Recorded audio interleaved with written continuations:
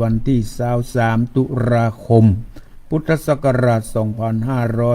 2566ซึ่งก็ตรงกับขึ้น9 ค่ำเดือนเกียงศีลหน้าก็เป็นศีลออกพรรษาแล้วนะออกศรัทธาญาติโยมทั้งหลาย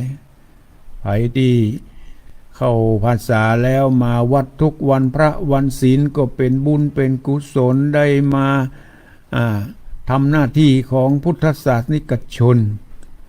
ถูกต้องตามหลักพระพุทธศาสนาได้เข้ามาสนับสนุนฮื้อกำลังจิตกำลังใจแก่พระสงฆ์องค์เนนตามวัดของเฮาได้ฮื้อเข้านำปัจจัยได้มีเข้ามาไหว้พระฟังเทศน์ฟังธรรมในฤดูกาลพรรษา13วันพระวันศีลผ่านไปแล้ว12จะเหลือ1ศีลที่จะออกพรรษาละมาครบหรือไม่ถ้ามาครบก็ถือว่าดีอกดีใจได้ปฏิบัติศาสนาปฏิบัติในกิจพระศาสนาสมกับเป็นชาวพุทธได้ฮือตานรักษาศีลเมตตาภาวนาช่วงสำคัญในฤดูกาลพรรษาที่พระสงฆ์องค์เนนจำวัดจำวาบ่ได้ไปนอนแฮมแก่มือที่ไหนเขาก็ได้มีโอกาสได้มาทำบุญฮือตานแก่พระสงฆ์องค์เจ้าเหลือแฮมศีลเดียวนะบอกศรัทธาญาติโยมทั้งหลายจะออกพรรษาละอาตมาได้นำเอารายการมรดกธรรมกำเมือง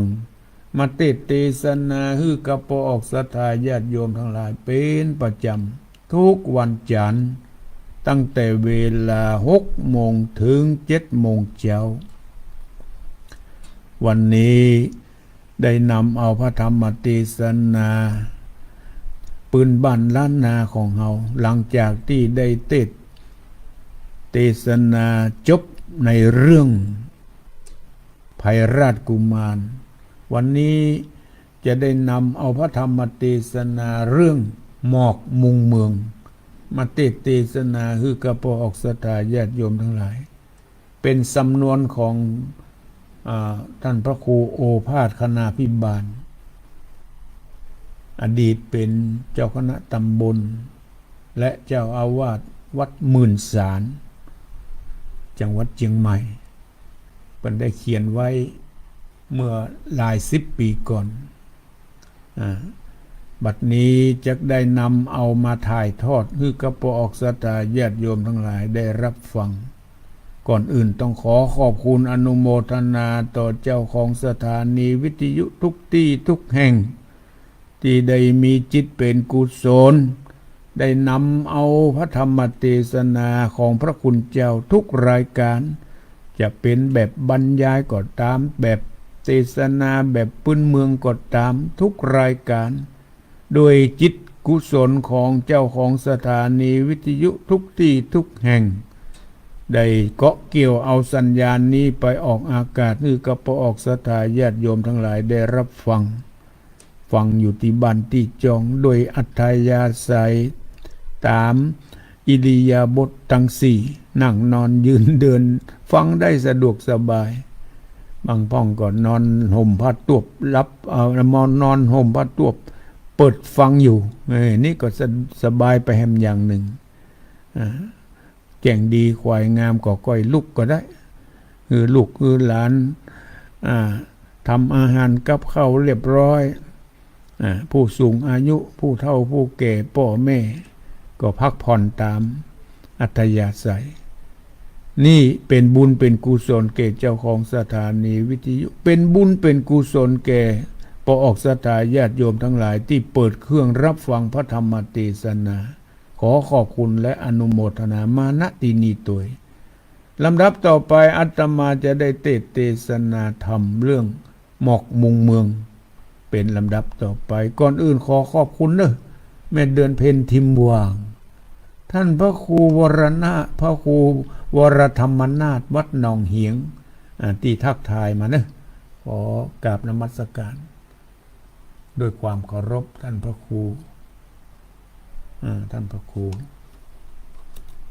นอกนั้น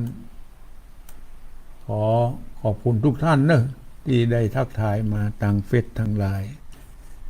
ลำดับต่อไปก็ขอได้ตั้งอกตั้งใจสดับรับฟังพระธรรมเทศนาหมอกมุงเมืองเป็นลำดับต่อไปนะโม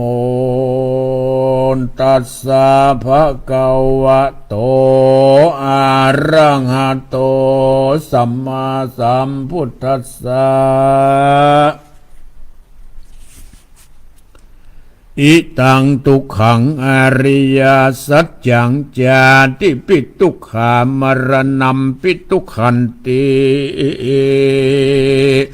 สันทโวดุราสปุริสะตั้งหลายตั้งยิงใจมวลหมู่อันตั้งหน้าอยู่ดาฟังพุทธวจนังจุงตั้งใจฟังคำสอนฮือเจงทีเพื่อฮือเป็นตีสอนจิตสอนใจจงตั้งโสตาในวิถีสดส่องอย่าได้แนวนองการงานเหมือนดังอาหารมาใส่ไว้ในใจตัวเก่าอันอาหารต่างการนั้นเล่าก็ได้เสาะมาเมินการจักจำเริญศีลธรรมพระเจ้าก็มีเวลาน้อยแต่เล่าอย่าได้เป่าเสียส่วนการกระทำบุญมีเวลาน้อยใจจ้องห้อยตั้งบาปหลวงหลายกำหนดหมายแจ้งที่อันโลกนี้บ่เป็นสัจจัง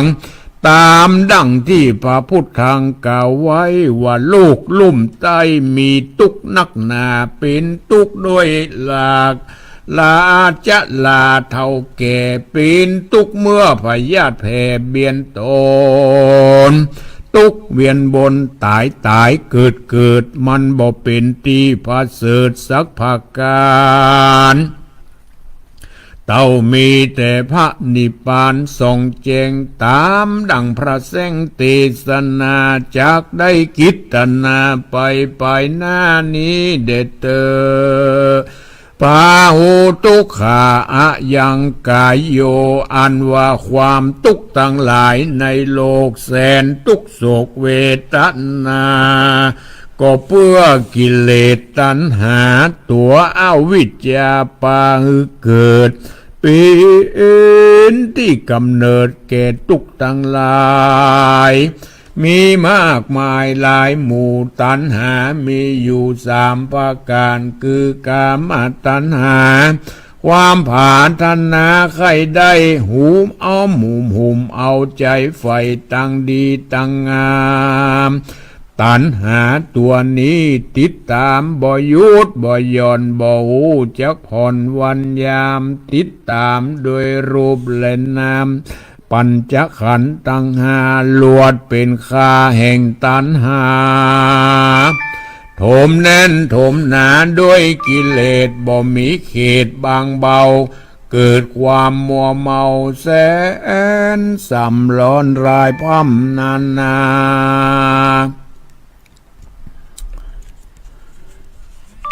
ทุกข์ยากเลี้ยงเกิดมามัวเมาเส้น300ลายพัมตันหาปากายลำบากตุกเลี้ยงคอเลี้ยงปากตุกเลี้ยงลูกเต้าและเมียตนตุกเววนเมื่อกันเมื่ออยากกันว่าทรัพย์สิ่งของมีมากก็หากมาเป็นตุกได้อยู่รักษาตุกด้วยการนาบ่มีวางบ่มีจ้องก็เพราะตัณหาหนาวนองปาไปอ่านว่าตุกไปในและไปนอกตุกร้ายปอกกายาตุกเมื่อยามชราแก่เท่าลุกนั่งเต้าอิดอ่อนรวยแรงตุกโดยพยาธิเฟื่อแฝงเมื่อยไข้พยาธิบ่ไร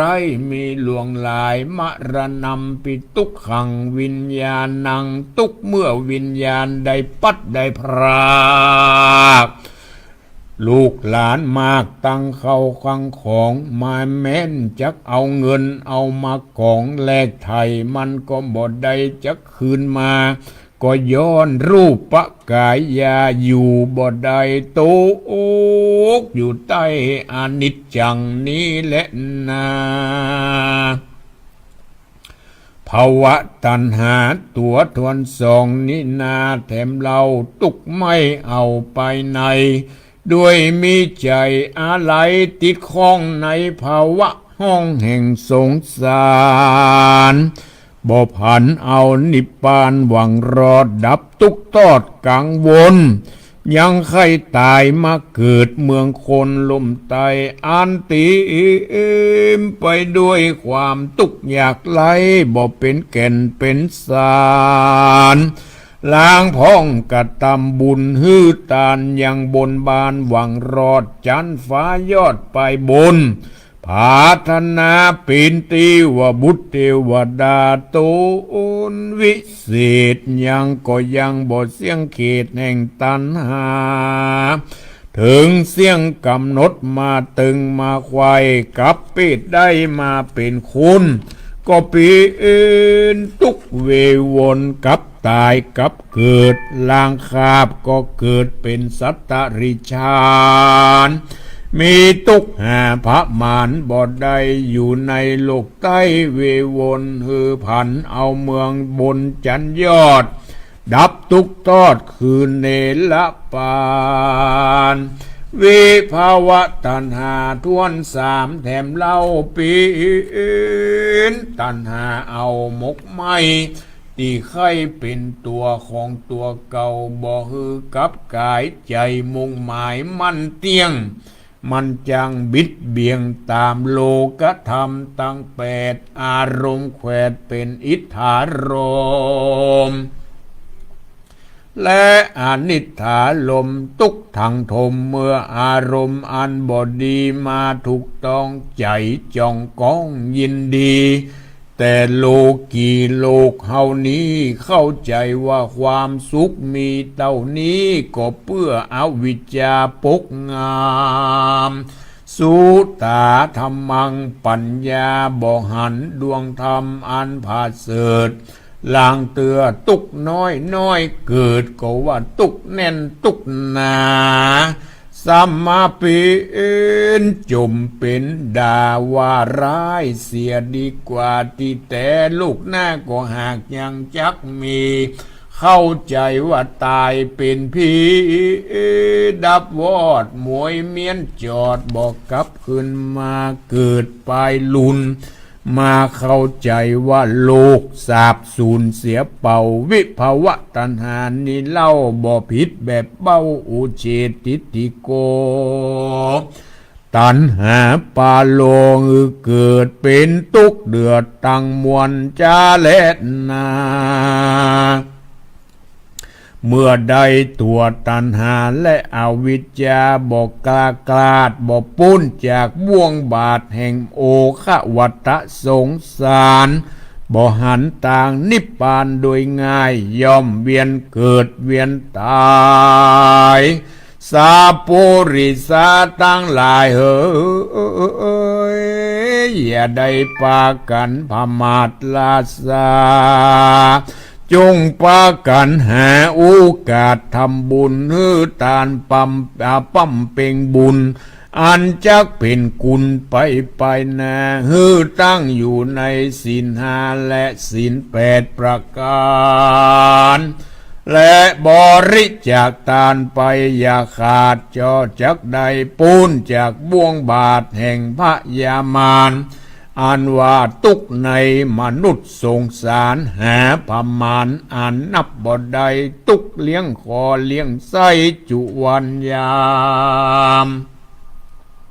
ทุกตัวตามสร้างก่อมาเลี้ยงหล่อรูปขันมาเตรียมตันขันตังหาบ่หูเป่งหน้าและตากจาลางเตือก็มาตุกใจด้วยเมียและลูกเต้า สุขทุกข์เล่าอยู่ด้วยกันสมบัติบทเต้าบทตันวิตขาดสัมมาตะลงพยาธิมาเบียดมาเบียนตนตุกเววนกับด้วยลูกหลานตันเต้าบ่อยู่ตามแบบเบาที่สั่งสอนมาเป็นคนอันทปาลาเก่งกาจังมาขายหน้าพี่น้องเจ้าจุมวงศาลางเตือก็เป็นตุกขาบาปกรรมมาจองเวนนาวนองก็กลุ่มฝูงเจ้าจุมพี่น้อง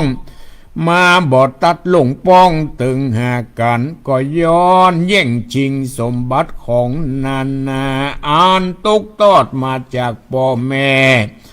มาตีแผ่แบ่งปันกันล้างคนก็มาหาอันแก่ได้ลางคนก็จังใจสืบไปนานมันเป็นของสาทานกับโลกบอกควรเอามาเป็นเครื่องเศร้าโศกผูกเวรกรรมเสียเงินเสียคำมันกระตำก็ฮิแหมาได้เสียน้ำโอกน้ำใจมันหาบ่ได้ง่ายขึ้นมาเป็นทุกขเวทนาปุณดีโศกาโศกเศร้าเลี้ยงลูกเต้าแล้วก็บ่เป็นบุญเป็นกุลใจทารุณกายาบบ่อยู่ตามสุภาพแห่งความดีมาเป็นกาลีสอนยากว่ายากบ่กึดถึงพ่อแม่ตะลงวิบากนาตอนที่พ่อแม่ได้เลี้ยงหากมานานตั้งแต่ป่าต้องมานทนุถนอมกล่อมเกียงได้หล่อเลี้ยงปั่นกินนมพ่อแม่ได้เจยจมมีลูกน้อยใจจองหอยเกาะหวานตุกเต่าลอยเต่าปันแม่อดสาอดกันอดอยากอันนี้ก็นับเป็นกรรมวิบากกรรมเวรตามกฎเกณฑ์ในโลกก็คือทุกโศกในโลกสงสารทุกเมื่อปามานทุกเมื่อการมาเกิดทุกอันแสนลำเลิศเมื่อเลี้ยงลูกน้อยบ่หูกรรมคนปอจักดาตะลงตนอยู่บ่ได้เมื่อยามลูกเจ็บป่วยไข้พยาธิมาเบียนควีบ่ได้รับบ่ได้นอนดีเป็นห่วงอะไรกลัวมัดเมนไตมาตอมมาไตแม่ทนุถนอมบ่ขาดบ่ได้เว้นจากเสียสักวันยามเป็นตุกได้ปากได้จาเมื่อลูกใหญ่อายุไฟเปิงเปล่าพงเป็นสาวเป็นหนุ่มอยู่ในวัยจุ่มปุ่นแยงหวังจักได้กินแหงเมื่อใหญ่ปล่อยก็บอดสูมดังกำผาทันนาก็สามมาปีนยักษ์เป็นมารมาคำเข้าคำของคำคานพ่อแม่กินแล้วแอวเว่บ่เอาการเอางานแยะสารสวกกาจักฟันจักฆ่าอันนี้ก็เป็นเหตุเพิดหน้ายินละอายมีลูกชายบ่ได้ปึงบ่ได้ปิงมีลูกยิงก็มาเหลือสอนเหลือสั่งซ้ำมาเป็นตุกถังมาหอมมีตุกมาตอมเมื่อแก่เมื่อเฒ่าหวังปึ้งลูกเต่าเด็กขาก็ซ้ำมาได้กินข้าวกับน้ำตาเป็นตุกแน่นหนามาติงมาหนีบมากาบแกนกีบจุวันยามมาไล่ติดตามตัวไตมาไล่หือเท่ามาไล่เข้าหือตายเป็นตุกโดยกาโดยขายลางเตือกำให้บอดีปุดขาดลางเตือก็ลุกก็ลูถูกลู่ญาติโจรร้ายอาจจริงเอาไปถูกย่องเบาลางคืนคอนแจง เปิ้นมาแกล้งฮื้อเสียเขาเสียของคนลิปองลวงลายเอาของไปขายแล้วบ่ปิกบ่ปอกแตนเตือนล้างเตื้อมายืมของไปใจคนถอยไล่ซ้ำเอาไปกินมาเป็นตุกเมาวินปั่นบาโตกเป็นขี้คาก็ย้อนตันหาตัวนี้แหละนาสังสารโรอันว่าสงสารเลยมันบ่เคยเป็นแก่นเป็นแก้วบ่ฮือแล้วดังใจจองเหตุนั้นควรดีปงใจตอดเอาตัวเข้ารอดนิพพานตึนาลางคนมีพยาปัญญาตันมีปัญญาอันใบบอดเขาว่าความสุขยอดคือเมืองโคนป่าเอาตัวจมอยู่ในกิเลสบ่ได้สังเกตถึงป่าประธรรมมาตุกถลำต่ำจ้าปีนขี้ข้าแห่งความม่วนงันเมาอยู่กับการพนันขันต่อจนไก่ล่อกัดป่ากินเงินทลาเต้าใดก็ได้เอาตังพายไม้พายตองต่อเล่นต่อลองไฮโลบาเกวกินแอลบ่หูคืนวานก็ย้อนว่าตานมาว่าหันแต่ม่วนงานจุมจอบบ่ได้กึดฮอดถึงลูกเต้าและเมียแปงเอาใจเมาวนตัวเก่าร้อนร้ายเล่าถึงบ้านถึงแดนจองทรัพย์สินเงินทองแรบก็บ่ได้ปองเหลือไว้เอาจำนำฝากไว้ก็สมากายเป็นดอกไม้ดอกเบี้ยบ้านงามเจ้าของติดตามโดยไต่จัดไล่ดอกไม้บานถมทองกองก่อเต็มเก้าไล่ฮือเจ้ามันหนีสั่งมาตุกขี่เหลือขนาดปีนตุกโดยนี้เปาะปอกอันนี้ก็เป็นตุกในคอกแห่งในโลกสงสารบอกกวนฮือปบปานปะใส่จุงหลีกได้แสนวานในยะหนึ่งนาแถมเราตุกไม่เอาเกาะขุมก็ย้อนหมู่เจ้าจุมปัวปากว่าแอวเล่นล่ากวนเก่ากินสุรายาเมาตั้งฟินตั้งเฮโรอีนถอนยากกินไปแล้วหากบ่เป็นคุณไปนานกำสั่งค่ำสังขารตัวเก่าเผาไม่เอารวยแรงฮือตับแข่งวิปลาสเพราะเข้าอำนาจแห่งอวิชชาหันมักกาต่างผิดเป็นต่างจอบบ่ประกอบการงานแอวลักผ่านเยาะยองเกาะนาวนองกินแหงมาปีนที่เหล่าแหวงของเจ้าบ้านอันนี้ก็ปีนทุกท่านน่าดีกว่าก็เพื่อถลำตัวเข้าสู่กรรมวิบากย้อนหมู่มากลากไปอุปมาดังตกแดนไก่ดาวขอกกวนรีบปากันออกพระเนเพราะมีข้อเป็นที่หวังถูกกุมขังกามัดแข้งก็เพราะวิบากแซงอาวรจักถอนโดยยากมันก็ว่าต่างนี้และต่างสุขใจจากอุปมาไปก็เหมือนดังตัวหนอนใส่บ่อนขี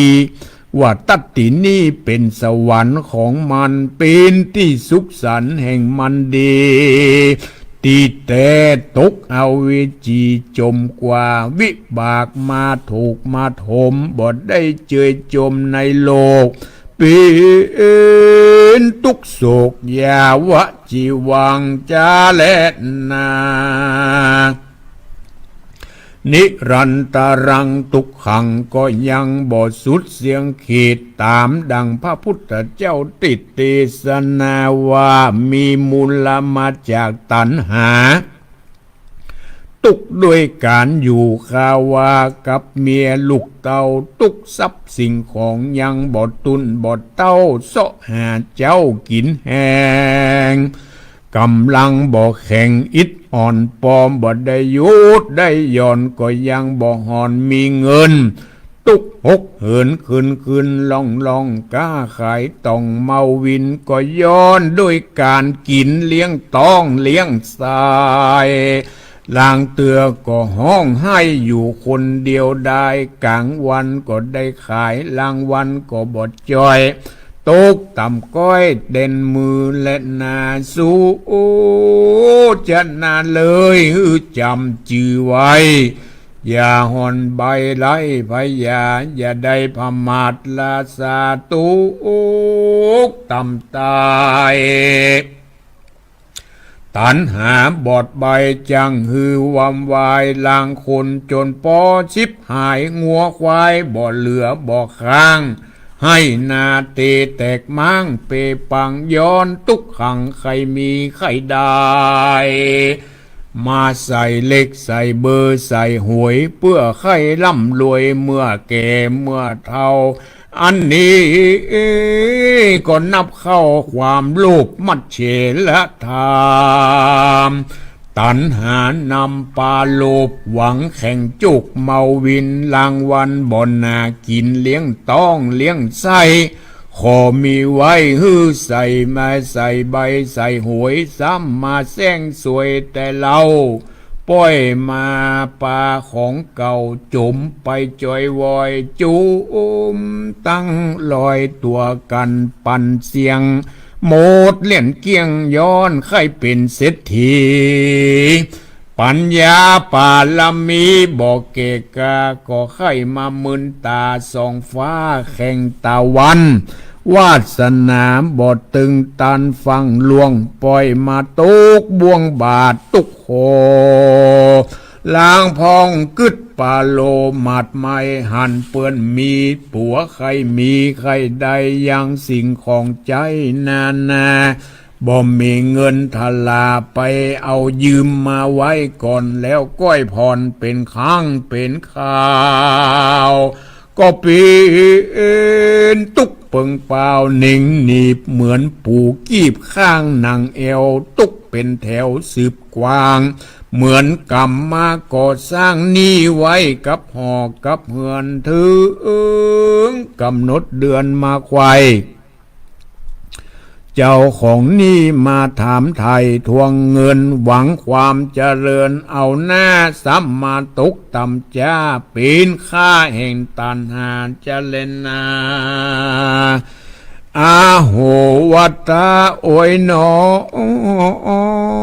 ก็ยังบ่ปอตุกเต่าตันธาตุขันจิตุปะบาทไปในปีนตุกถนัดใจบดใจน้อยก็จ้องห้อยวันคืนนั่งนอนยืนเตียวอิริยาบถตั้งสี่มันบ่เป็นตีสัจจางมีสติระวังหันที่แจงตามดังพระแสงเทศนาว่าอานิจจาวัฏสังขาราสังขารหลายนี้นาบ่มั่นบ่เตียงอุปทวัยธรรมิโนหูความเงียงไปมาหูเพตาแตกม้างไผอย่าได้อ้างว่าตัวของเฮาโอปาชิตวาเนโรชันติบ่เหลือแต่เงาดับวอดสังขารก็ตอดลงแผ่นดินเตสังบุปปสโมสุขโหความสุขเตี้ยงแต่ดีลีคือพระนิพพานเวียงแก้วดับเสียงแล้วบ่เสร็จสลอสังขารธรรมนี่นาหนอเก่นแก้วบ่ฮือแล้วดังกำผาทันนาเหตุนั้นผู้มีพยาปัญญาควรพิจารณาทีจักเอาหันตีสภาวะธรรม หันตัวกรรมกิเลสมันสังเกตด้วยภาวนาเอากรรมฐานมาเป็นที่จังเป็นที่จังของอารมณ์ดวงหนึ่งดวงใดจากเป็นที่ระงับจิตใจฮือสะอาดเป็นเบื้องต้นบาทแห่งวิปัสสนาถึงมรรคเตียวรอดสุขยันยอดคือพระนิพพานดับสังขารเสียงเขตเป็นสมุทเฉทประหารขันธสันดานผ่องแผ้วถึงสุขแล้วตั้งมวลสุจนาเลยจุงปากันจำจื่อแจงตามดังพระได้แสงไขจาสะแวงหาต่างสุขใจเพราะมัจจุราชบ่เว้นไว้แก่คนใดบ่ว่าลูกเต้าหลานเหลนไผมันจักเอาไปเลี้ยนเกียงเมื่อกำหมดเสียงของไผของมันอย่าเป็นคนตันปัญญาบอดใดเกิดสอดถึงตัวตนว่าเกิดเป็นคนมันแสนยากคนใบไร้พยาหากมีหลายคนมีปัญญาภายรู้รอดมีศีลธรรมจอดนั้นบางเบาคนเฮาสมัยเดียวนี้จังลบลี้มัวเมากับด้วยเผ่ากามตัณหาตูเป็นข้าหูตากับการของเมามันมาสมัยใหม่ซื้อมาย่องมาใส่ฮือเหลือลายตกแต่งกายขับเนามีตั้งของเก่าและใหม่ปนการหิหาเงินคำบ่ตันก็รีบผันหาตังออกกันบ่ได้ตังจุตังหลอกก็เอาตังลวงตังพางของตังปวงในโลกไตมีบ่ไรนักหนามีนาพิษแผกคือขายซื้อขายจ่ายแลกตามใจผ้านุ่งขวใบหลายล้อมมีพำพร้อมหลายสีกาลสมัยเดี๋ยวนี้น่ากันว่าไปตามมีคนเฮาปากันหนีจากศาสนาของพระสัมมาสัมพุทธเจ้าบ่ได้เข้าสู่วัดวาอารามบ่ได้ติดตามคนโบราณแต่ก่อนเก่าอันพ่อแม่แก่เฒ่าสืบสายกันมาลางคนนั้นนาไปวัดไปว่าก็บดจังบ่หูจักไปนั่งฉันใดก็ย้อนเปื้อเครื่องนุ่งสมัยใหม่นั่งบ่ได้ลวดขับไว้ก็บ่ปีนเพราะขาเอวเอ็นมันเข่งจีบกับกินเครื่องนุ่งยองขวบายว่าตามสมัยฮือแจงบ่ใจแข้งไข่จามันมีมาอย่างนี้จิ้งก่าวจีฮือฟังจุงปากันระวังกิเลสปัญหามันถอยทาอาพรตุกทางถอนบ่เหือดจังปาฮือเดือดร้อนตัวตนเกิดมาเป็นคนลางจาดฮือควรคัดสีฮือสะอาดด้วยศีลธรรมอย่าเอากิเลสมานำตัวเก่าจักปีนค่าแห่งอารมณ์ใจมัวมนโดยกิเลสจักเป็นเหตุของในโลกสงสารลางคนหัวปอคอนปอสันเตียวสัดโซเซใจยังบ่หีปิกปอกยังจมอยู่ในคอกโลกสงสารการจำศีลกินตานไหวพระเจ้าตุกคำเจ้าบ่เคยถามหาเปื่อนจวนไปวัดไปว่าไปศาสนาเพื่อไหวสาฟังธรรมพระเจ้าเขาก็ว่ายังบทตุนเต้าโดยโภกาแล้วเยะมายากล่าวอ้างจริงเป่าว่างอนาถาแอวไปแอวมาจนไก่เอาตังบ่อนไผ่บ่อนไพ่ไฮโลตังถั่วโปบักแก้ว เดินอู้แอวเลิงงานกินสุลาบานตั้งข้าวนี่แหละเรียกว่าคนเท่าบอดดอกบอดได้บ่หูจักละอายหลานและลูกเปิ้นดูถูกดูแคลนสังบ่แยงเว้นพอตัวเก่าหันเป็นเงากุกโวกหรือบ่อันตักน้ำใส่กะโหลกแยงเงาพอแล้วบ่เล่าแต่เล่าคนแก่คนเฒ่าบ่หูจักตัวจักตนซ้ำมาใครหัวบีให้เท่ากี่ไล่สกอกหัวกว่าปองงอกข่าวปอนเขี้ยวพรบอลุหลุดเตวัดตุดมาเตือนปีวันเดือนหากนับได้อันจักมาตั้งหน้ามันหากใกล้กว่าตั้งหลังมีสติระวังอย่าได้ลาเลิงหูจักล่ำเปิงตัวเก่าเอาศีลธรรมของพระเจ้ามาเป็นเข้าห่อนำต่างจำละสะสางต่างบาปอยู่ตามสุภาพศีลธรรมบ่วาดคนหนุ่มคนกำตั้งยิงใจลามวัยรุ่นอย่าใจว่าวุ่นเมางันล่างพองล่างสักกันบอดตันเกตันเท่าก็ปาตูเข้าสู่มรณามาปีนโรคาพยาธิเคราะห์ร้ายราดเต็มตัวกำลังหนัวเมามวนก็มาฟังด่วนตายไปลางคนอยู่ไว้กันกาเซาะแอวกาตีการเดือดเสียงนันปาหมู่คบสมสู่เปื้อนฝูงเขาล่ำลุมเข็นคาลวดตายความนาวำวายลางพองก็ตายด้วยความพมาทลาสาขี่รถขี่ราฟังเฝ้าใจหัดหาวดุดันขัวบอดตันลวดล่วงซ้ำมาถูกบวงบาทแห่งมัจจุราชจริงเอาลางคนเมาสุลาน้ำเหล้าเตียวไต่เต้าลดต่ำตายลางคนก็เตียวก้าเตียวขายเลยถูกคนใจต่างนาบุกบันคาเอาของคนลิปองคามีมากพ้องก็ตายด้วยกำปากกำลมเพราะเจยจมเล่นจู้เสาะแอวอู้จุมใจชีวิตวำวายตายจากแล้วแต่กรรมเวรของไผของมา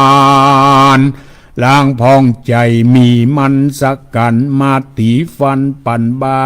ความหน้าตายไปเป็นผีพ้องก็อยู่ดีๆบ่มีพยาธิถูกสายฟ้าฟาดยามฝนพ้องแอวซนในป่าตัดไม้ผ่ามาแป่งหลัวบ่ได้ระวังตัวไม่กุ้นหนีบ่พ้นก็ตายไปดังดามเอ็นอย่างนี้เราตันตั้งหลายบอกตวนพมาทลาสควรหาตั้งดีตั้งจอบมันประกอบตั้งศีลตั้งธรรมมีการตานรักษาศีลเมตตาภาวนาไปใจก็จะเป็นบุญเป็นกุศลไปนาดูลาสุจนาได้ฟังแล้วจำจืออย่าไปเป็นกรรมมนุษย์สัจจาตอยู่ปันประมาทหลงลืมกึดใจปงใจตอดให้ได้หูฮอดถึงสังขารธรรมจงรีบกระทำบุญกุศลพังแผ่วจงถือเอาแก้วตั้งสามอันมีพระพุทธพระธรรมพระสงฆ์เป็นที่จังที่ปึ้งแห่งกองบุญกำจูดนูนไปนาเป็นเกินกายขึ้นฟ้าและเนรปานกุศลจิตเจยบานวิโรธเป็นแก้วดียิ่งโยดบ่มีสิ่งเตรียมตานแดนสุขสันต์บางเกิดเป็นแก้วงามเลิศรัตนัง มีสามลำยิ่งแก้วสากลตั้งหลายยังบอกเกตาเต้าแก้วสามดวงแม้นว่าแก้วตั้งปวงเอามาใส่แหวนแปลงกวงขอดหางก็ยังหูแตกม้างในบ้างในเนละกันตีใส่จันจาดก็ยังบ่หูสะอาดเต่าใดนาแก้วประพาจมจืนหลับแล้วลุกตื่นมากินก็ยังบ่เต่ารสศีลรสธรรมแห่งพระสัมมาสัมพุทธเจ้าถือเต็มว่าแก้ววิตุลแก้ววิโรธแก้วก็กูดสีแดงเพชรเม็ดสีแสงวับวาบมีกามากกาแปงเอามาห้างห่วงแหวนเป็นเครื่องยองก็งามเต้าแห่งห้องเมืองโคนการว่าดาบจิตทนไปแล้วจักเอาแก้วไปตัวยก็บ่ได้ตีมว่ามีเข้ามีของหลายหมื่นหลายปันเขาก็เอามาแบ่งปันกันกินใจมันบ่เป็นขัวแก้วกายคืนสวรรค์จันฟ้าตั้งงามอ่านว่าแก้วตั้งสามนี่นะโนยิ่งโยดดีกว่าแก้วมณีโจทย์แห่งพระยาจักรวรรดิราชบ่มีสิ่งใดมาเพียบใดในโลกใต้ฟ้าสากลเป็นที่ตั้งแห่งบุญกุศลแผ่กว้างก็จักได้สมไฟอ้างดังกำพาธนาจักได้ถึงมรรคาจุดจอดดับตุกตอดวอดในวัฏสงสารถึงอมตะการวิมุตติวิโมกข์พ้นจากโอคะวัฏสงสารถึงแดนนิรันดร์เป็นที่แล้วคือเวียงแก้วยอดมหาเนรปัญจเลนานิติตังขียาสังวันนาวิสิตจะห้องเหตุยังหมอกมุงเมืองก็บังคมตอมเรศดี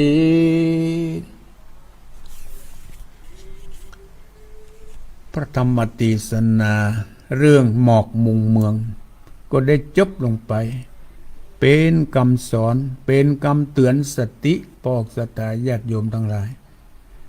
หมอกมุงเมืองหมอกก็หมายถึงหมอกเป็นเหมยทำให้บัดสว่างสวัยทำให้มืดให้มัวนี่อันนี้เป็นข้อเปรียบเทียบจิตใจของเฮาก็เหมือนกันถ้ามีตัณหาลากะมาห่อมาหุ้มจิตใจก็มัวหมองดังนั้นคือประกอบไปด้วยคือวิทยาความหู้แจ้งศึกษาธรรมะฟังธรรมคำสั่งคำสอนของพระสัมมาสัมพุทธเจ้าจะได้เป็นข้อเตือนสติมีการหือตานรักษาศีลเมตตาภาวนาอย่าได้พมาทในชีวิตของตนอย่าไปว่าข้ายังหนุ่มอยู่โลข้ายังเป็นหนุ่มเป็นสาวอยู่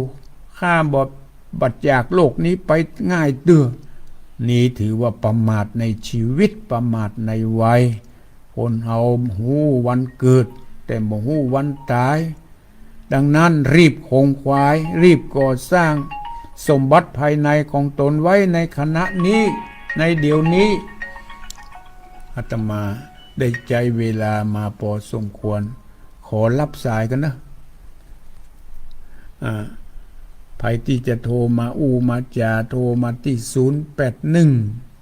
0812898992เวลาที่เหลือนี่ประมาณ 5-6 นาทีก็ขอแจ้งผลการรับฟัง0812898992ในปอกสตาญาติโยมทั้งหลายที่ฟังไปนี้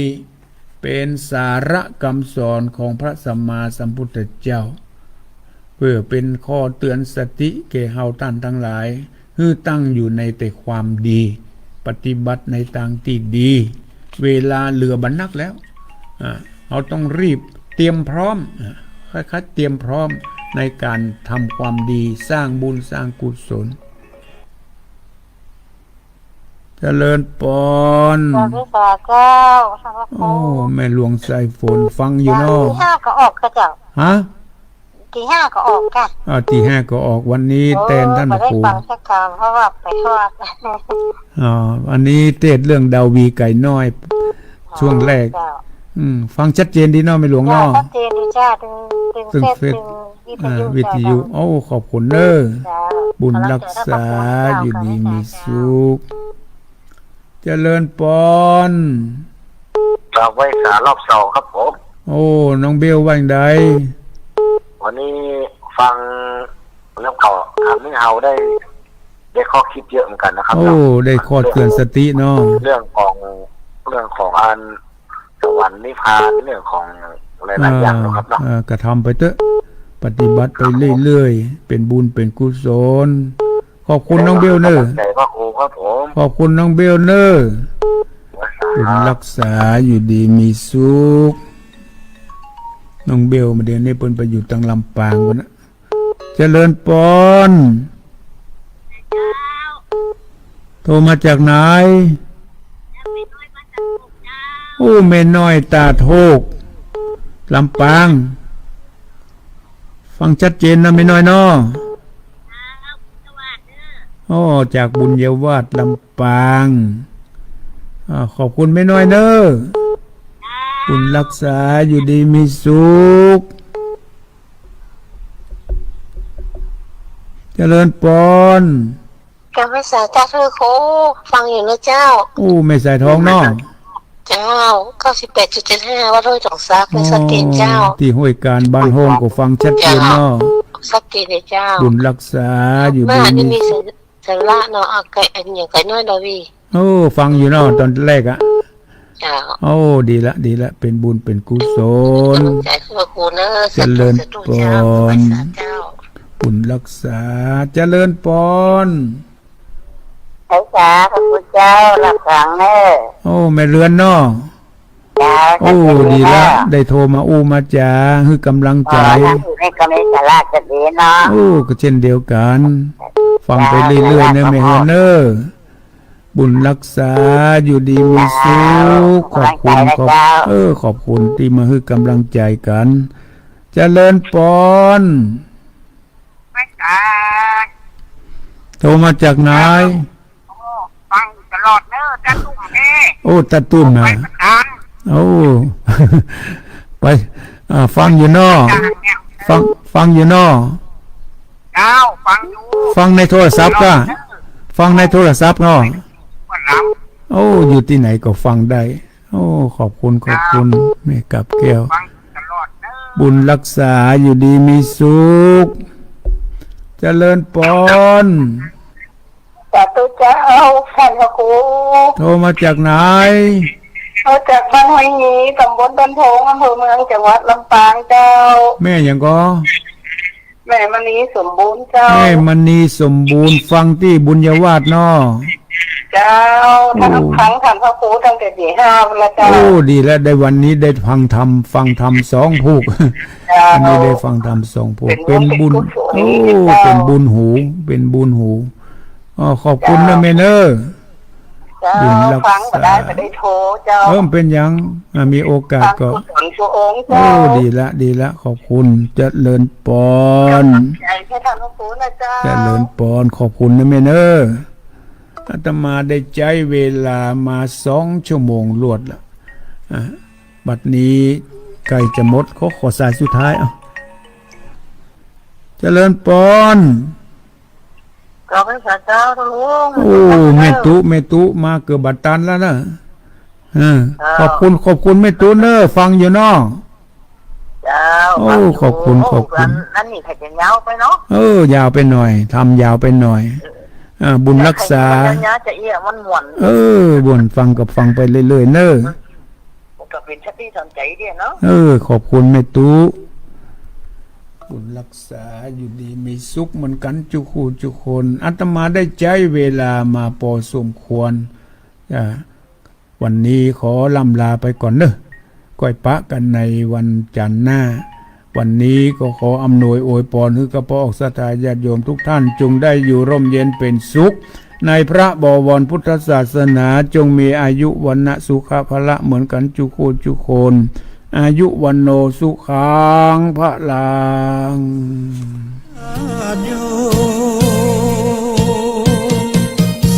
พระครูสังวรศีล